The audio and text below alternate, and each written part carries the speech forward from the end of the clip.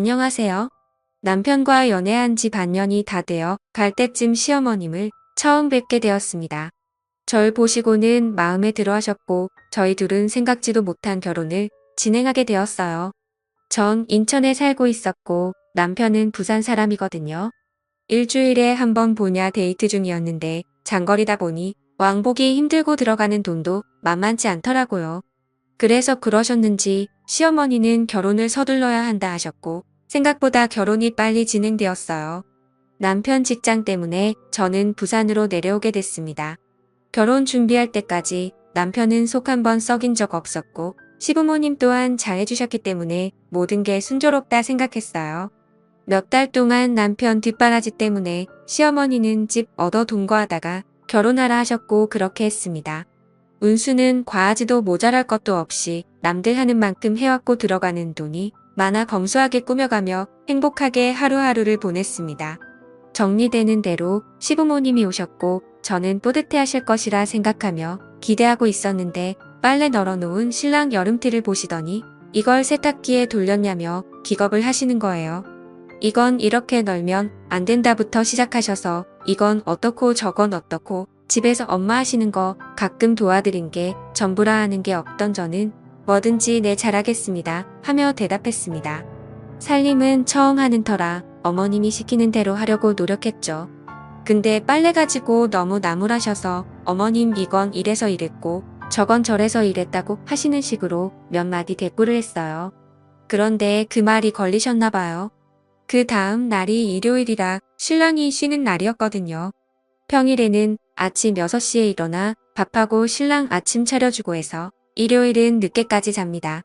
어머님이 아침 8시에 신랑한테 전화하셨고 신랑은 졸린 듯이 전화를 받았죠. 아직도 자냐며 알았다고 그냥 끊으시더라고요.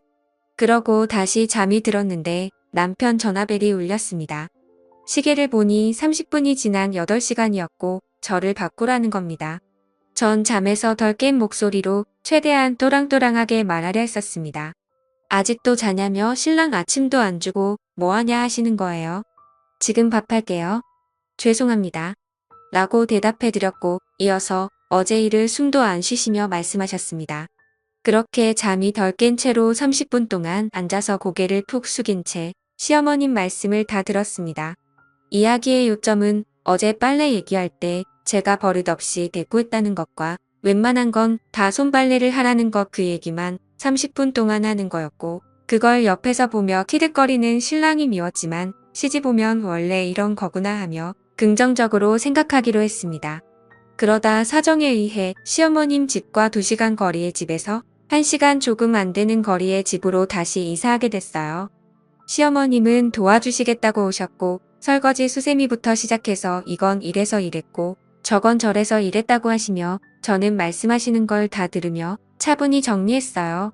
작은 거 하나하나 제 집이기 때문에 제 방식대로 꾸미고 싶은 것도 다시 시어머님 방식대로 해야 했고 어머님 가시면 다시 꾸며야지 하는 마음으로 다 받아주었습니다.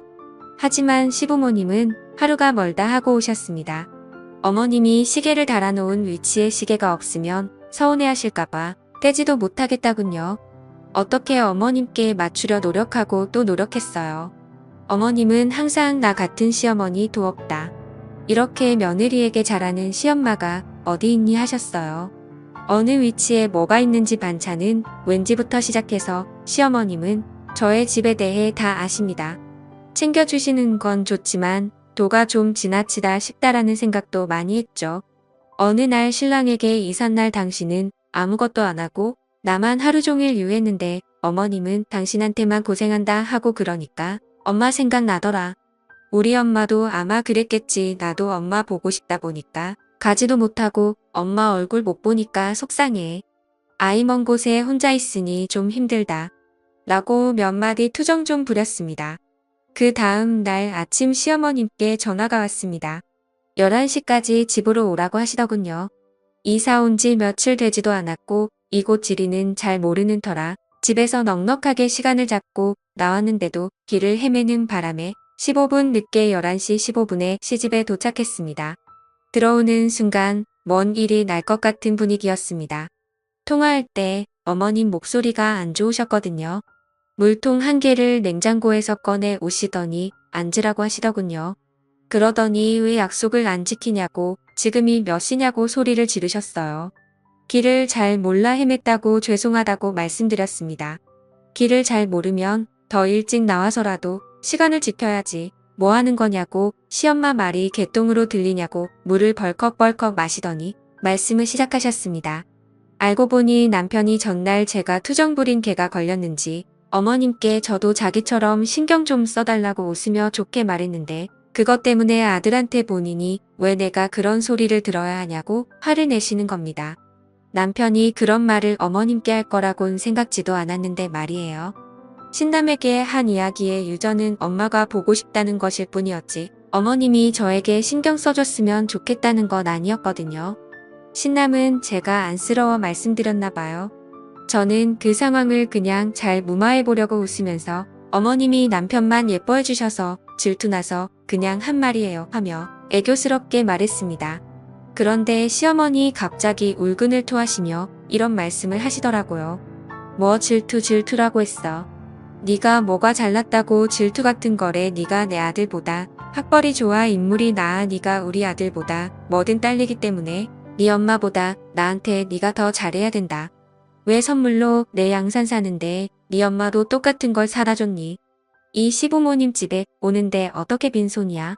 네 부모가 그리 가르치던 완전 콩가루 집안에서 자란 티를 그렇게 대놓고 내 어디게 날라리 같은 게 우리 집에 들어왔는지 원 오죽하면 내 아들이 너한테 거짓말하면서 외박을 했겠니? 네가 뭔데 내 아들 놀러가는데 가라 말아야 놀러갈 수도 있는 거지. 내가 쟤를 어떻게 키웠는데 학교를 어떻게 보냈는데 네가 뭔데 내 아들 옛날 여자친구 사진을 찢어 네가 아니라 걔랑 결혼시켰어야 했는데 11시 좀 넘은 시각부터 오후 5시까지 쪼그려 앉아서 그 이야기들을 울면서 들어야 했습니다. 양산은 백화점 갔다가 시어머니는 액은 양산을 잠깐 본 적이 있었는데 맑아서 제 돈으로 하나 사드리고 싶어서 하나 샀습니다. 옆에서 남편이 장모님 것도 하나 사자 해서 한 개 더 샀어요. 시댁 가서 어머님 한 개 드리고 매출을 했는데 그 사이 종이 가방 안에 친정 엄마 것도 산 걸 보셨나 봐요. 2개 샀다는 말 안 했는데 그 말 듣고 깜짝 놀랐어요.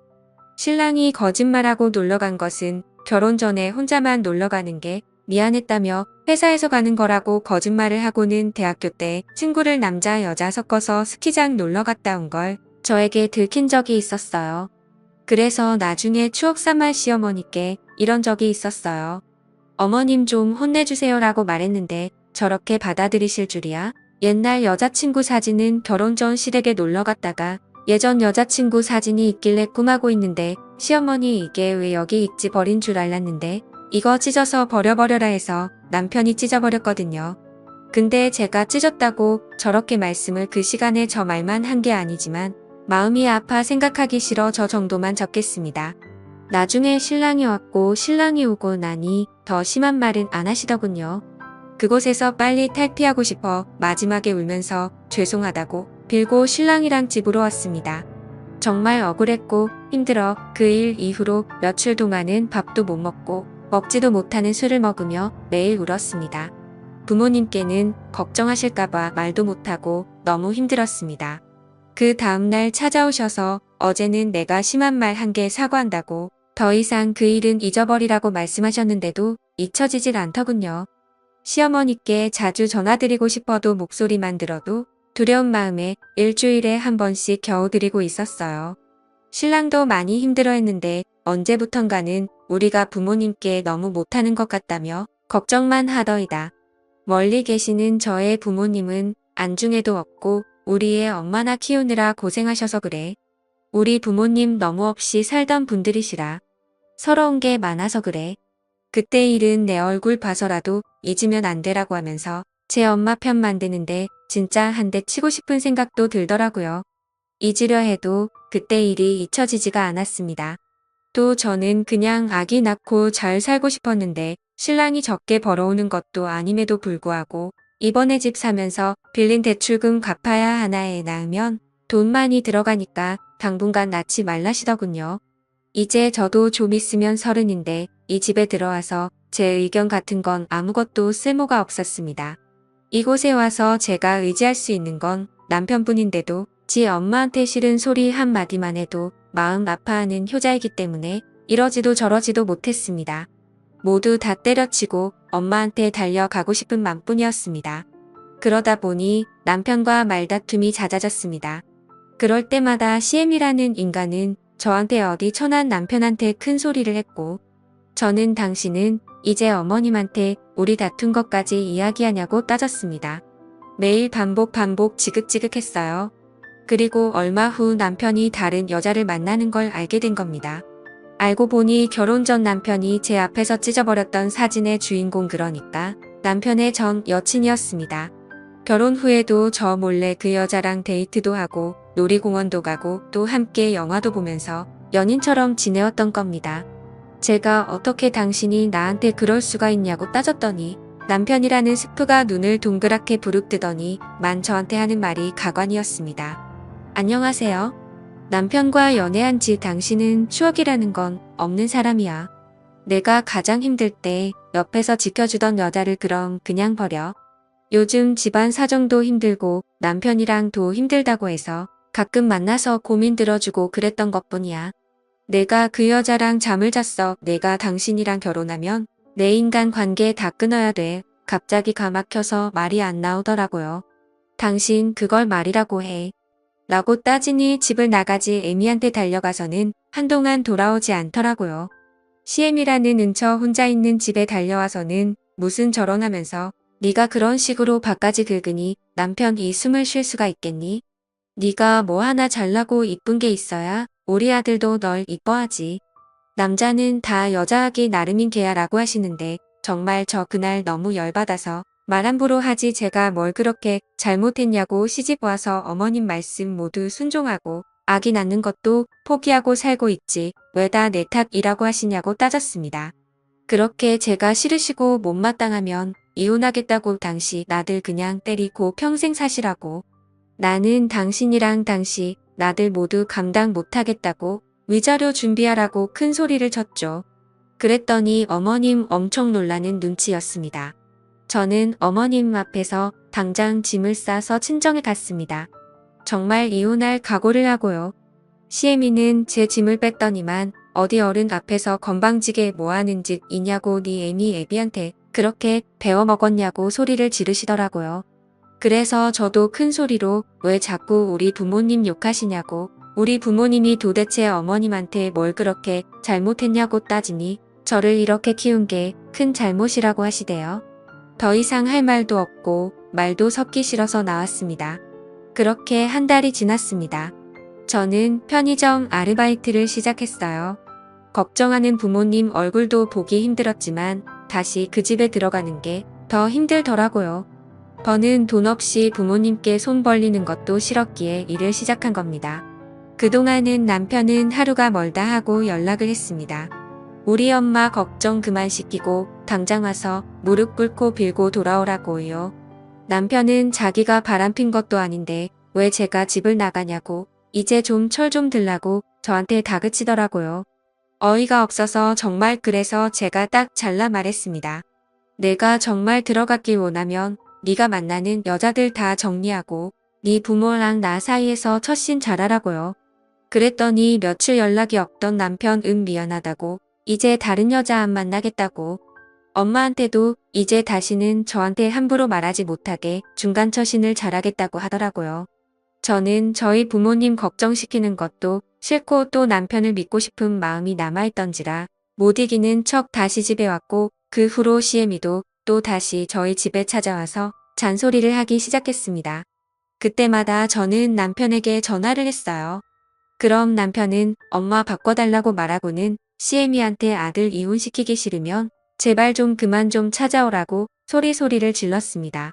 덕분에 언제부턴가 시어머니의 저희 집 출입은 잠잠해지는 듯했습니다. 남편 또한 퇴근 후에 바로 집에 들어왔고 주말에도 저와 시간을 보내려 노력했어요. 그 후 저희는 이세를 갖기 위해 꾸준히 노력했습니다. 허나 배란일을 계산하고 병원을 다니며 1년이 넘도록 노력해도 아이는 생기지 저는 깊은 슬픔에 빠졌고 그때부터 다시 시어머니의 저희 집 방문이 잦아지기 시작했습니다. 애 낳는 게 미루라고 할 땐 언제고 어디서 해도 못 낳는 애가 우리 집에 들어와서 대를 끊어놨다느니 하는 소리를 매일 같이 하시며 제 마음을 너덜너덜하게 만드셨어요. 그리고 언제부턴가 남편은 더 이상 제 편이 아니었습니다. 남편이 늦게 오는 날이 다시 많아졌고 수상한 행동들을 하기 시작했습니다. 저는 그리고 결국 남편의 뒤를 한번 켜보기로 했습니다. 그리고 남편이 퇴근하는 시간 1시간 전부터 남편 회사 입구가 잘 보이는 카페에 안아지려 봅니다. 그런데 남편 퇴근 시간이 한참 지났는데도 회사에서 나오질 않는 겁니다.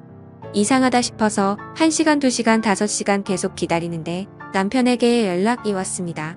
왜 집에 없냐고요? 어딜 간 거냐고요? 당황한 저는 친구 만나는 중이라고 말하고는 집으로 돌아왔는데 남편이 씻고 잘 준비를 하면서 투덜투덜 거리더라고요. 이상하다 싶었던 저는 다음 날 훨씬 일찍 남편의 그 카페에 갔습니다.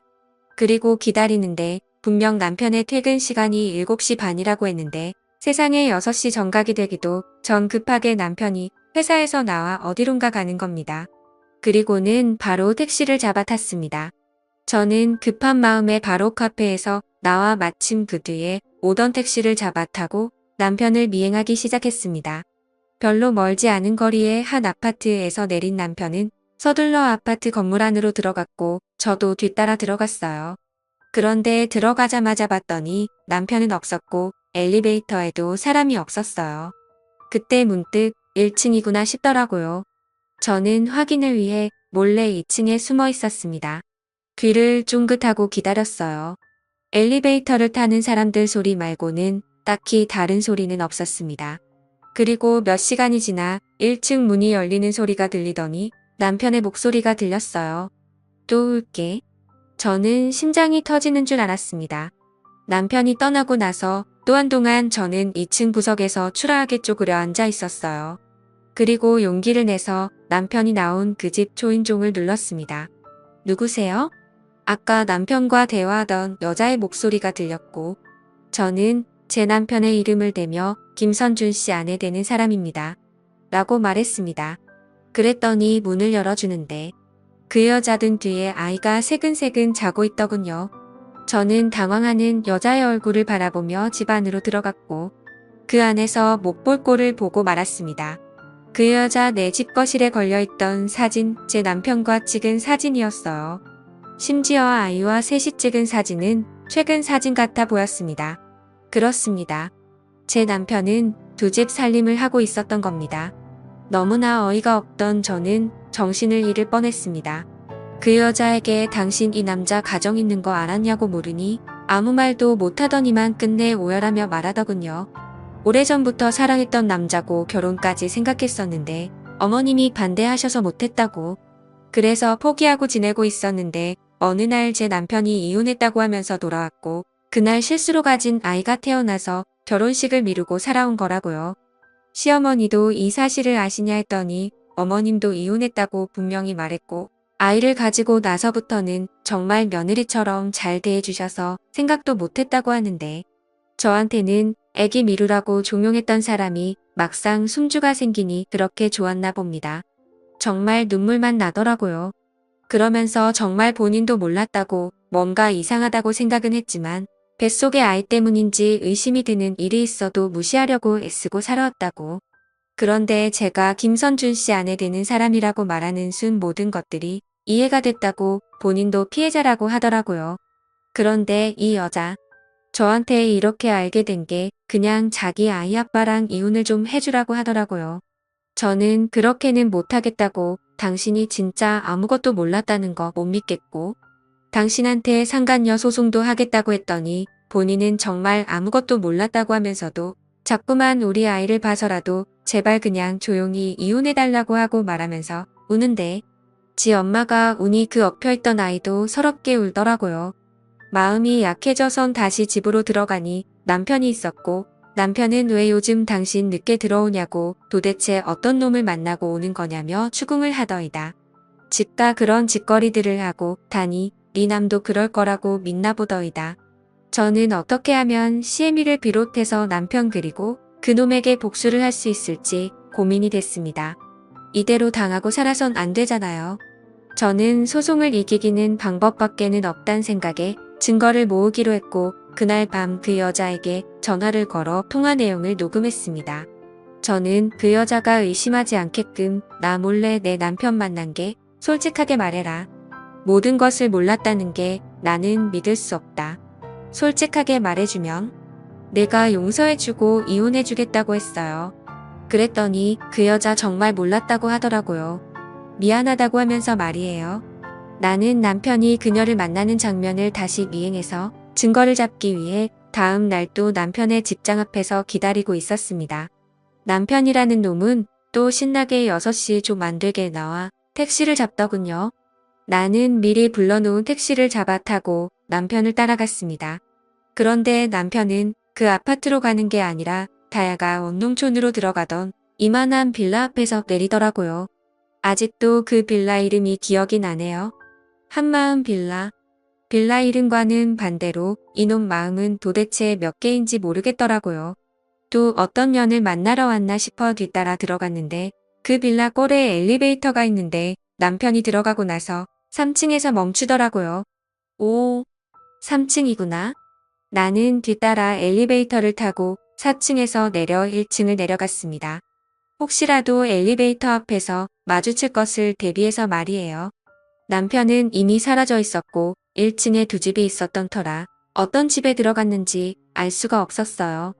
나는 배달의 민족으로 짜장면과 짬뽕을 두 집 모두에 주문했습니다. 배달원은 10분도 안 돼 와주었고 두 집에 초인종을 눌렀어요. 그러자 한쪽 집에는 아무도 없는지 나오지 않았고 한쪽 집에서는 남편의 목소리가 들리더니 배달원이랑 뭐라 대화를 하더니 배달원을 돌려보내더라고요. 나는 문이 닫히는 소리를 듣고 그 배달원을 조용히 불러서 내가 시킨 거라고 말하고 짜장면과 탕수육을 받아들이고 그리고는 짜장면 비닐 포장을 벗기고 조용히 다시 초인종을 눌렀어요. 인터폰에 제 얼굴이 찍힐까봐 한쪽 구석에 숨어서 초인종을 눌렀고 바로 또 문이 열렸습니다. 나는 핸드폰 카메라를 펴서 문이 열린 틈을 찍었습니다. 그리고는 못 볼 꼴을 보고 말았네요. 그 집 안에는 새파랗게 절는 어떤 대학생 여자애가 하얀색 이불을 온몸에 돌돌 말고 서 있었고 그 앞에는 속옷 차림의 남편이 문을 열고는 서서 나를 토끼 눈으로 바라보고 있었습니다. 열받은 나는 남편 얼굴에 짜장면을 던져버리고는 그 여자애에게 다가가 뭐 하는 거냐고 따져 물으니 아줌마는 누구냐고 오히려 쏘아보며 묻더군요. 내가 이 사람 아내가 되는 사람이라고 하니 정말 몰랐는지 깜짝 놀라며 제 남편을 쏘아보며 오빠 유부남이냐고 따지는데 이놈은 정말 몰랐다 싶었습니다. 그리고는 갑자기 무릎 꿇고 진짜 몰랐다고 죄송하다고 비는데 이 여자가 무슨 잘못이 있겠나 싶어 제 남편 싸대기를 미친 듯이 갈기며 당신 가만 안 둘 거라고 말하고 집에 돌아왔어요. 그리고 그 영상을 남편의 애를 낳은 내연녀에게 보내고는 잠수를 탔습니다. 전화기를 꺼버리고 친정집에서 아무것도 못하고 누워만 있었어요. 알아서 니놈들이 잘 해결해봐라. 그런 심산이었어요. 그리고 아무것도 할 수 없을 만큼 심신이 지치기도 했고요. 나중에 알고 보니 그 내연녀 제 남편이랑 정리하기로 하고 남편을 상대로 소송을 걸었더군요. 또 그 소식을 알게 된 손주 생겨서 좋아했던 시애미는 충격에 쓰러져 병원에 입원 중이라고 했습니다. 남편 새끼는 그제서야 휴가까지 써서 저한테 매일 같이 찾아와서 잘못했다고 비는데 더 밟아줄 생각이었습니다. 그런데 입원했다던 시어머님이 저희 친정에 오셔서는 미친 듯이 초인종을 누르시더라고요. 저랑 저희 부모님은 놀라 문을 열어드렸는데 환자복을 입고는 오셔서는 제 앞에서 무릎을 꿇으며 제발 본인 손주 잃지 않게 해달라고 자기한테 하나밖에 없는 핏줄 자기한테 다시 돌아올 수 있게 도와달라고 그 여자 그러니까 큰 내연녀한테 제발 잘 좀 말해달라고 비시는 겁니다. 말도 안 나와서 저는 결국 경찰을 불렀고 경찰들은 순간 오열하고 있던 환자복을 입은 어머니니 정신병원에서 나온 줄 알았다고 하시더라고요. 그 모습을 제 남동생이 모두 찍었고 저는 소송에서 하나의 증거로 또 사용할 수 있게 되었습니다. 이제부터 본격적으로 이혼 소송을 준비하려 합니다. 감사합니다.